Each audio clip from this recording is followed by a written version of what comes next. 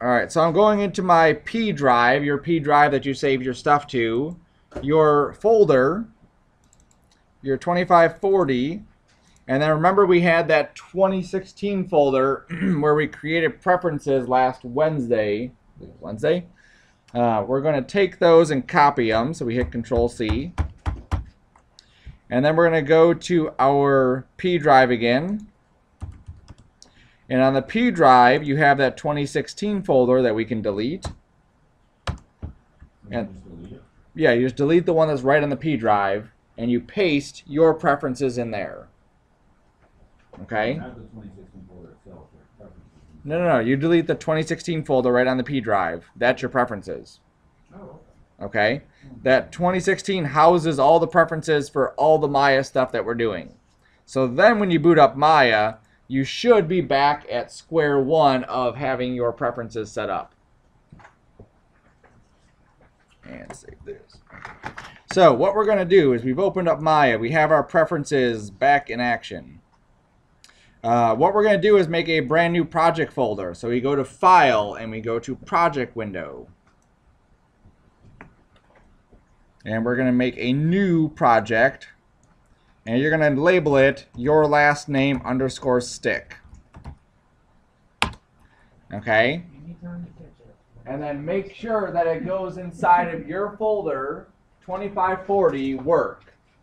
So you see how mine goes into my folder on the P drive, 2540 and work.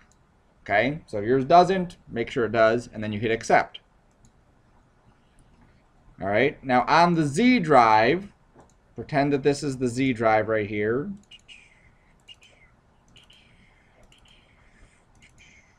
On the Z drive, there's a 2540 folder, and there are two files inside the 2540 folder. One of them is called StickAnimation Startup Not Rigged, and one of them is called StickAnimation Startup Rigged. Okay? You're going to copy both of those files and drop them into your scenes folder that we just created. Okay? So I'm copying those. I'm going back to my folder, into my scenes folder, and I'm pasting those two files there. Okay? So alright, so now we have two files. So now if you were to go to Open, File Open, or Control O, you would open up the Not Rigged one. Okay, the one that says Not Rigged. You didn't rig one of them this time? We are not going to rig one of them. I just want to show a non-rigged and a rigged. Okay. Oh. Okay? So now this one is the non-rigged version. So what it is a stick animation, a thing that we're going to be animating.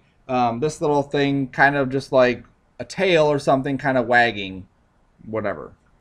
So if we look at it really close, Oh, it's a chain.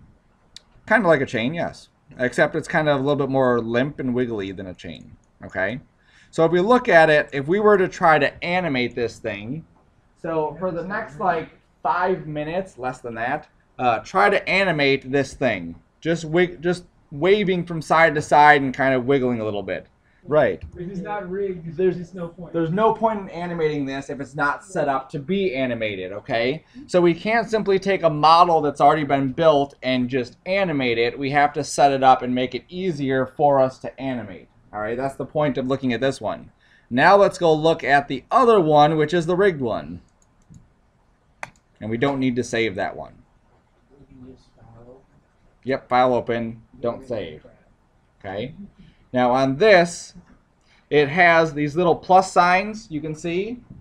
And if I were to marquee over one of the plus signs inside here, and I go to the rotate tool, you can see how I can rotate, and everything kind of operates the way that we would think it would operate, right? If I zoom into this, you can see how only one of these joints would actually rotate. Yes, sir. Because when I had it on the ground, last semester I had it on the ground, so there was different interpretations of how this thing would move. With it like this, there's only one way it can move.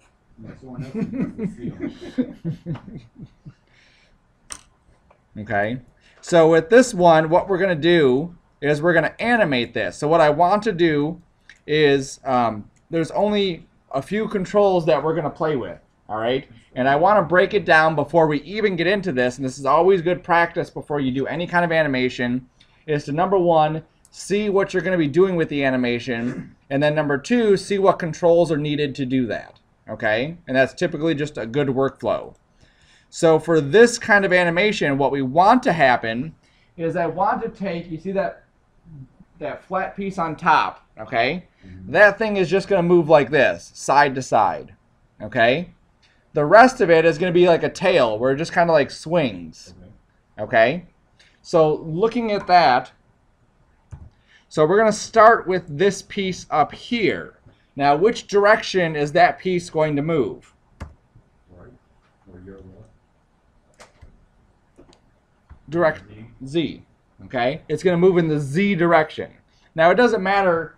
Our storyboard says go to the right, okay? So that's what we want to do, is go to the right. So we don't want to just jump to the right because we have to set keyframes, okay? Now, remember before when we came over here and we would right-click and we would go to key selected? That's kind of a drag to have to do that, all right? I'd rather just hit one button on my keyboard and it automatically set exactly what I want it to set. So when we hit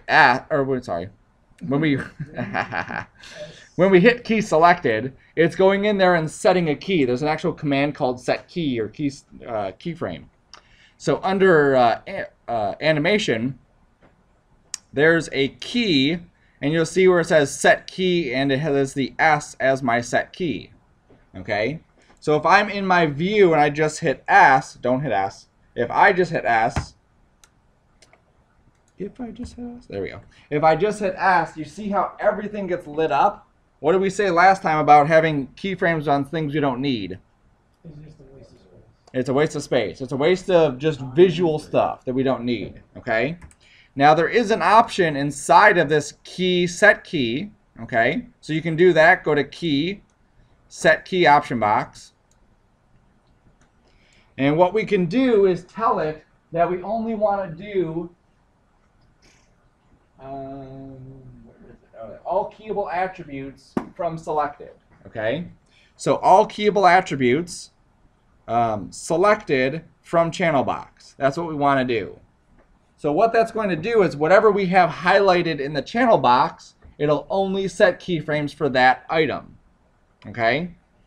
So I have my translate Z for my base selected. Let me just scoot this over here a bit. What's it under again? Under the animation menu, Oh, that's it. key, and then set key option box. Okay? All keyable attributes selected from channel box.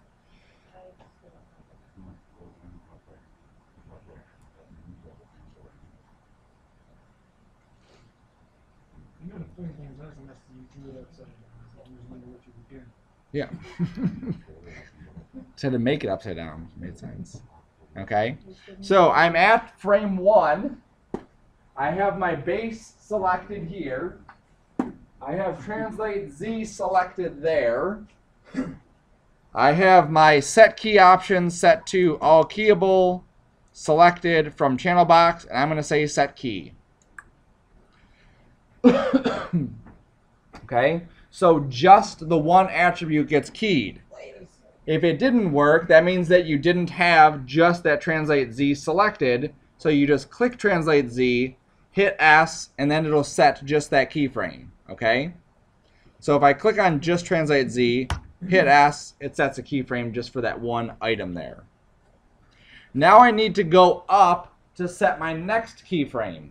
This is going to be an issue that we're constantly going to go through of how far should I set my next keyframe? Realistically, you don't know. If you've never animated stuff before, you're not going to know how far you need to go. A good kind of technique is to, number one, get reference. Okay, if you have something where you can get reference for it. If you have a video or a movie or something where you can kind of look at it and see, great. Or you can shoot a video where you get reference. If you don't have that, just in your mind or in real life, just kind of time it out. You know, how long would this take? 1, 2, 3, 4. And you just kind of eyeball it like that, and it gives you kind of like a good pace for how you want this animation to flow. Okay? So if I'm going like this, 1, 2, 3, 4, okay? So I'm basically 1 second each way. Then I'm going to go up to 30 frames and then scoot this over and then hit S. Okay? So I went up to 30. I scooted it over just in the Z, made sure my Z was still clicked, and hit S. Okay? So now I have 2 keyframes. I have one at frame 1, and I have one at frame 30. Okay, so if I scrub inside here, I can see what that looks like. All right, we're good so far?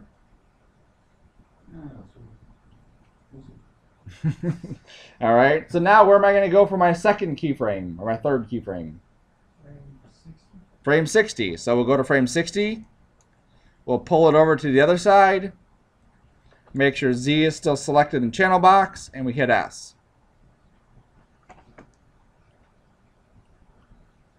Okay, and then we go to frame 90. Slide it to the other side. Make sure Z is selected. Hit S. And then we'll just go to frame 120 and just bring it back to about the center and set a key. Okay? We could go back and forth 50 times, but it gets pretty boring in an animation when you do stuff like that. All right, so now if we were just to look at it, this is what we have.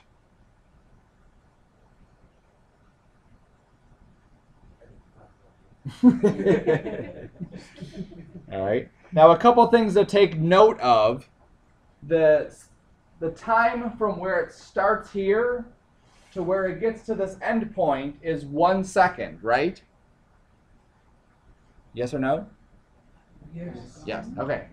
The time it takes to get from this side to that side is also 1 second. So when is it moving faster? Right at the beginning or in the second movement? The second movement, right? Okay. So already if we wanted that second movement to slow down, what could we do? We could ease in and ease out, but that's only going to affect the start and end, not the middle. The dope sheet, right. So we can start to spread those keyframes apart. Okay? For now, though, let's just leave it like it is, because that's something that we can tweak afterwards. When you do an animation, all we're doing at that first stage is just timing things out. So we're going to time out this whole thing and then go back and start to tweak stuff to get it all set up correctly. If we do it right, we shouldn't have too big of an issue going in the dope sheet and tweaking some of this stuff around. All right? So frame 1, where are we at? Right here, right? This is our first pose, is that stuff just sitting vertical. At frame 30, when we're here, this is where those legs, the bottom things, should be swayed back. Okay? Now this may be a bit tricky just because of where these things are located and how I'm going to select it. But watch how I select these.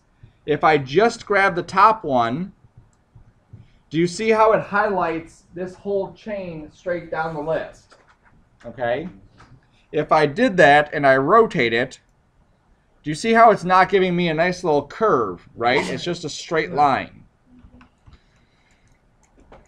If I grab the bottom one first, let me go to my select tool, hold down shift and marquee the next one, hold down shift still, hold down shift still, and I'm just marqueing each one of these.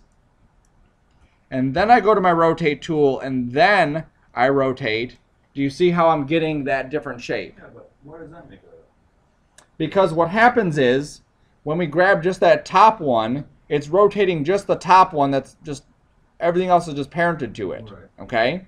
When I grab them like that, I'm rotating each individual one. So you're basically telling it in the order that you want it to. You know, I want you to The separate order them. doesn't matter. I just want all of them to rotate. Okay? I could grab it in this order here. I just can't see those little plus signs. Oh. Okay. Oh my gosh. When something is rigged, doesn't mean that it's rigged perfectly. So in this case, what happened was, instead of grabbing the little plus sign, she grabbed the piece. Okay? And if I grab the piece and rotate it, it's very easy to break that. All right? So in future things, when we start rigging stuff, we want to be aware of everything that can get broken with an item so that it doesn't get broken with that. All right? So what we're going to do is we're at frame 30. I'm going back to frame 1. I have to set my first keyframe. So I'm going to grab all of these things here. Okay? So I'm shift-clicking all of those items. So I grab the first one, and I do it from the bottom up so it's easier. Grab the first one, hold down shift, grab the second one, grab the third one, grab the fourth one, and grab the fifth one, all while holding down shift. Okay?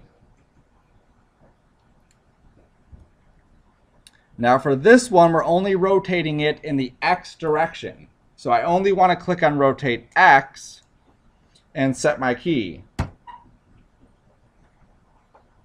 Okay? So I'm at frame 1. I have those 5 items selected. I clicked on rotate X and then I hit S to set my key. Then I'm going to go up to frame 30. I'm going to rotate it back and hit S to set my key. Okay? Now how far back we go is going to be dictated by how fast the object is moving. If the object moves this slow, there's no way that that tail would flip up that high, right? That wouldn't make sense. So again, these are all things that we'll tweak after we're done. It's not important to get everything right now. The important thing is just to get things in place, and then we can start tweaking. Tweaking is going to be the easy part. People who are professional animators, they'll actually just go, just throw some stuff up there just so they get stuff in the graph editor, and then they go in the graph editor and just tweak everything to get it exactly how they want. Some of the really good ones will even animate completely in the graph editor where they're like drawing the graph of what each attribute should be doing. It's pretty cool. All right, so now we're at our first one. We did that, right? Yes. We did the second one. So now we have to do the third one. So we're going to go a little bit past when it starts swinging back. So we'll go to like 35 and swing it back the other way and set a key. Okay? So this was, where's my pen? This is frame 1, this is frame 30, this is frame 35. And these again are just rough numbers. Let's go to the other side. So this is at frame 60. We swing it around, set a key.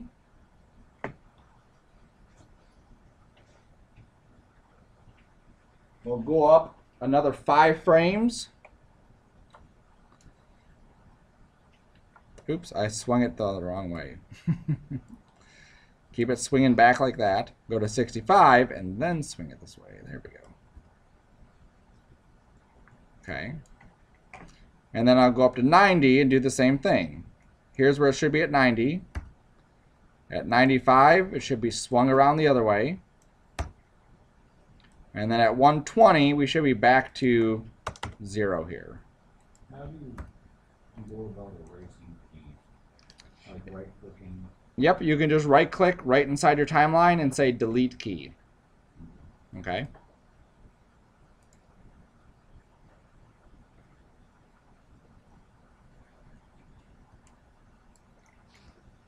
All right, so now if you look at your animation after you're all done, you should see something similar to what I have. It's frickin' boring.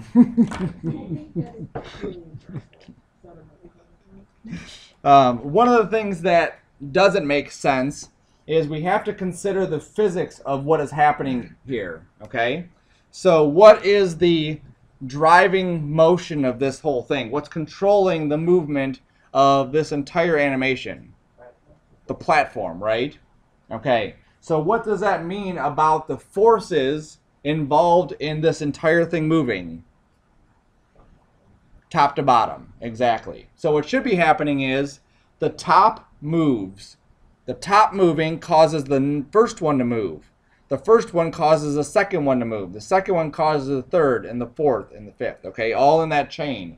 So what we should have is not everything moving at the same time. We should have an offset, right? There should be a little bit of an offset. So let's add that offset in there, okay? So we're going to go to the dope sheet for that.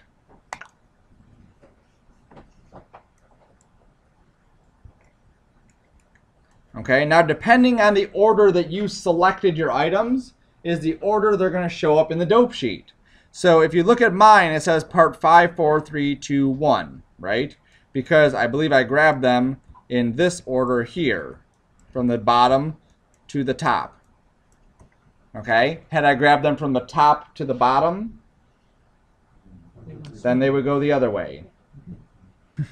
All right, so what we're going to do is we know that our order here that we're seeing in the dope sheet is actually backwards, right? So the top is actually the bottom and the bottom is the top. So just keep that in mind and just in your mind flip it around, right? So what should happen, like we said, is that the bottom one should move first, then the next one, then the next one, right? So this one should move first, then this one, then that one, then that one, then that one. So here's what I'm going to do is I'm going to grab the number 2 part.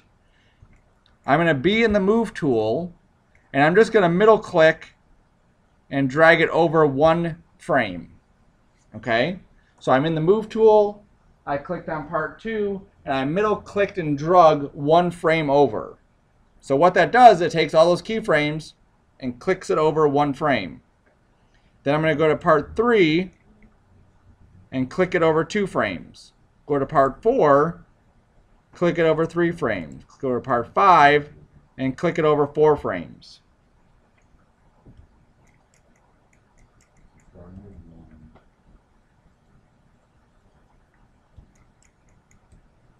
How do you just move them with your mouse? Yeah, just middle mouse button, drag and move it over. Okay? And what we're going to see is that it's not going to be terribly drastic, the effect, but it's definitely going to look a bit better, everything we have selected.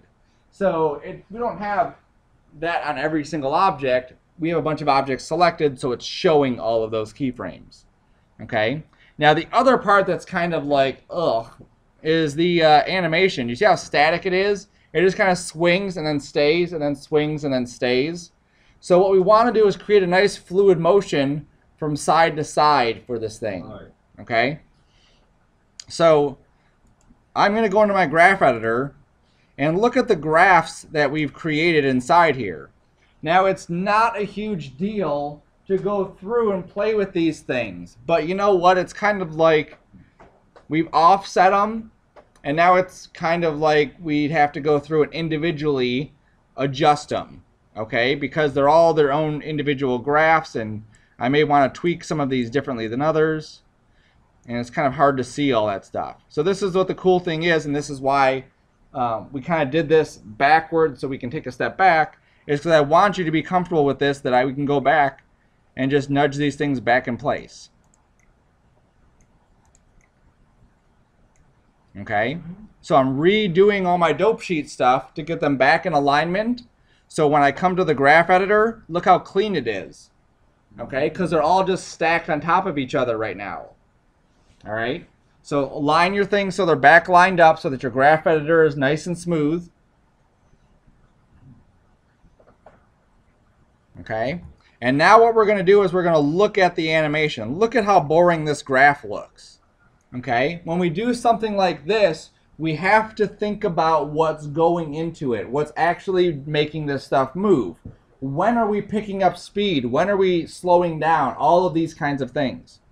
So for all of these movements here, this is our overhangs, right? So what happens is it does this, and then it swings over, and then it kind of does this like little droopy thing here. So for these, we can just kind of slowly, do something like this. Come on. Just subtle like that. Okay? For these ones, channel box. this button here. See the Larry one? Oh, yeah. Thank you. Okay, so for all of these, we can just go through and just kind of soften these transitions a little bit. Remember, the key to this is marqueeing, and tweaking, right? Now we can also just grab everything and just do these as the second one here, which is spline, and that will kind of give us a nice little wavy kind of motion to them, so they're not just statically moving. Okay, so we can tweak them individually, or we can go through and grab them all and make them spline. And then once I'm done with that, I can go back into here. Oops. Actually, I want to take the front and the back and flatten them. Okay? I'm flattening the front one and the back one just because that's where our motion is starting and ending. So I just grabbed these, shift-click these, and go to this flattening one, the flat tangents. Then I can jump back to my dope sheet.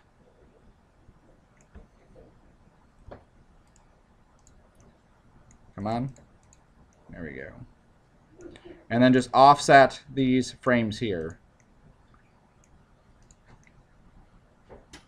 And then again, take a look at it and see if I'm liking what I'm seeing.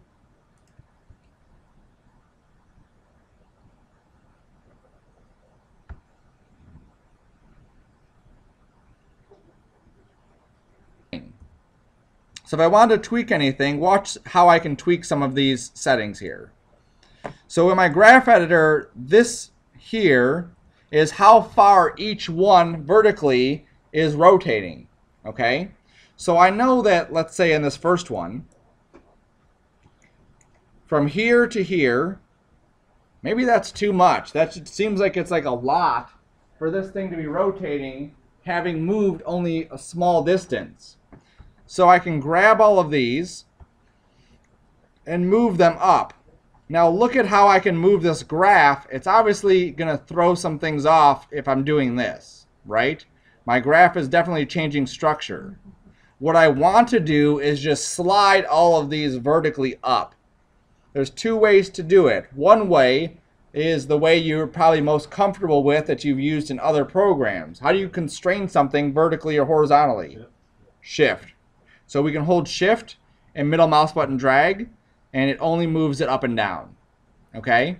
That's the easiest way to do that. The other way is kind of a pain. There's a button over here. Constrained drag.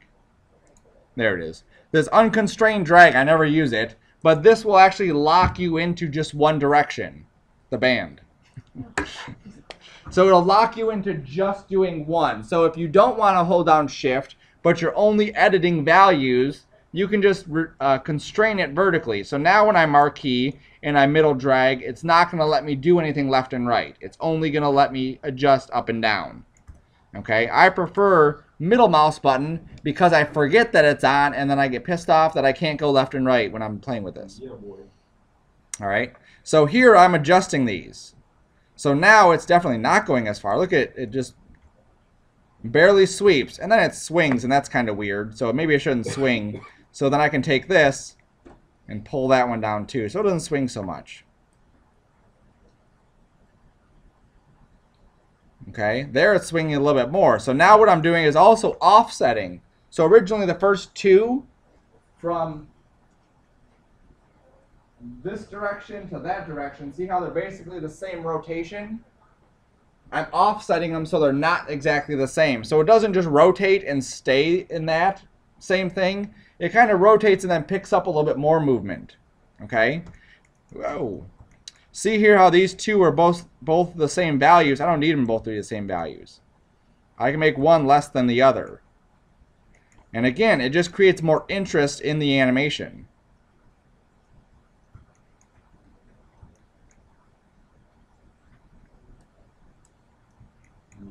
Secondary action. Yep. Our primary action is just that plate going back and forth. That secondary is all this stuff flapping. Okay? So again, we always look for ways to add a little bit more realism to this scene. Another thing I can do is I really don't like the way the platform is moving. It seems kind of jerky. Like it's just kind of like moving and stopping, or I don't know what it's doing. But I need to see the graph so I can play with it. Okay? So in this graph editor, it's picking up speed, slowing down, picking up speed, slowing down. I may want to exaggerate that motion. I may want it to really pick up speed in the middle and really slow down at the end. Okay? So in order for me to do that, I'm going to right-click and say weighted tangents. Remember that one from last time? Right-click and say free tangent weight. And then I can stretch these things out. As I stretch these out, it causes that to go really quick in the middle and really slow at the ends. It may be too much, but again, we always try to go a little bit more and then dial it back.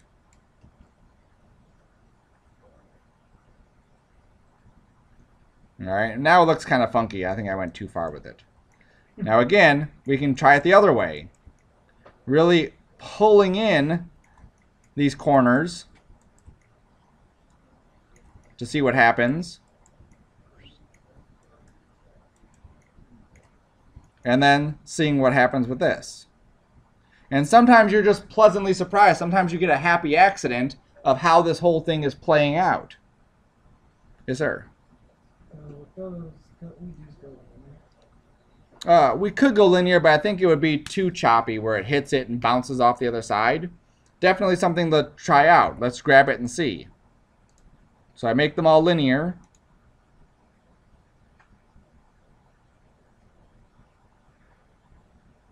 Yeah, and linear looks okay. I think what I'd want to do is give it a little bit more, well, in some of these a little bit less pop. Yeah, a little bit less pop would actually be good. Yeah, that's not too bad actually. Okay? But that's how we get to it, right? Sometimes you just have to play around with it and see what these things are going to do because you never know. How do you go about adding a little waggle at the stop? At the very end of it? Correct.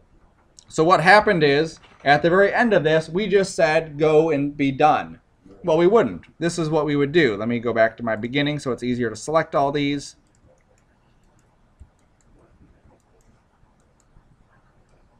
There we go. I'm going to add some more frames, obviously, because we're out of frames. And instead of me stopping here, I would just go past it. And then I would come up at the end, and I would add another keyframe. Oops, come on. Going this way a little bit. Uh-oh. And then go a little bit further, rotate it back the other way.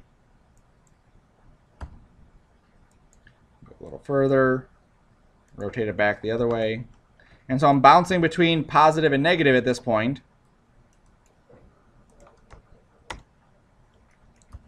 All right, so now let's see what that looks like. Come on.